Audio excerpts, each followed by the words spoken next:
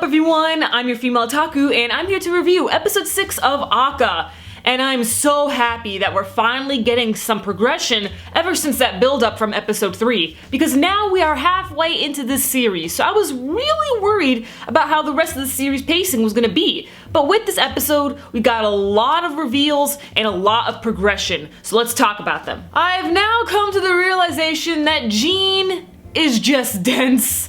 I was hoping that perhaps he really is behind the coup and he would surprise us in the end, but after this episode, it is certainly apparent that that is not the case. Jean is really, really dense. Oh, this man. The fact that he doesn't know who the landlord is a problem. I mean, it's been hinted time and time again that Jean just doesn't pay attention to his surroundings, but this episode, it really showed us that Jean just isn't paying attention and doesn't really care about what's going on around him. But now, within this episode, he realizes the role that he has to play. And I'm just so like, Jean, it took you long enough, because now Jean realizes, because he is the one going from district to district, you know, doing his audits and stuff, he is supposed to be collecting information to tell and, you know, give to Mauve, but, you know, he hasn't been doing that, which is a real problem because Mauve is now on the move.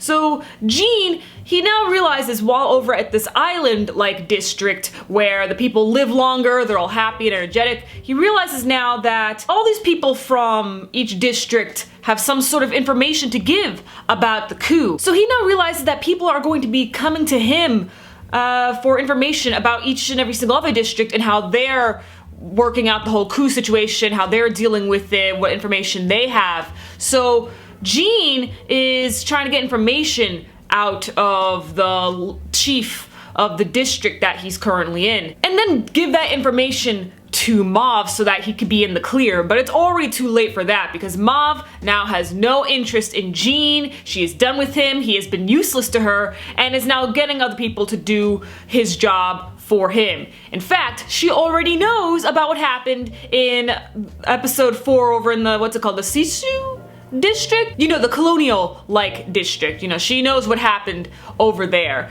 And so she's done with his shit and she's moving on. So I'm like, damn, woman, woo! We find out more about Grossler and how he decided to take responsibility for the Roxu district with what happened with the train crash that killed Jean's parents.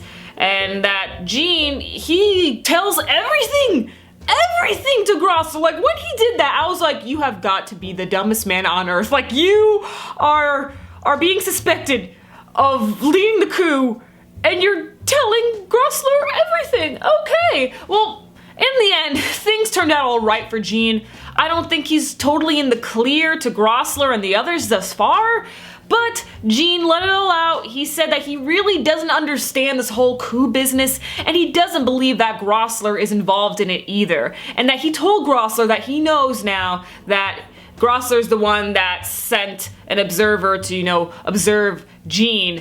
And Grossler was able to figure out that it was Lilium who gave this information to Jean. Jean also says that he has a lot of respect for Grossler after taking responsibility for the train crash. So I was very surprised to hear that. It is the new year for Aka, and it is their 100th anniversary. Aka is now 100 years old, and Jean was convinced to throw a party, and so all of his workmates came over. They had a great time, and Rael was being a creep once again, just waiting for Jean to leave Lutta alone so that Rael can come over and give her a cake. And she thought that the cake was for Jean, and then another co-worker came up to her and gave her a cake, and then Rael just got so jealous, and it's just like, Rael, you need to calm your shit, boy, you're so creepy, oh my god.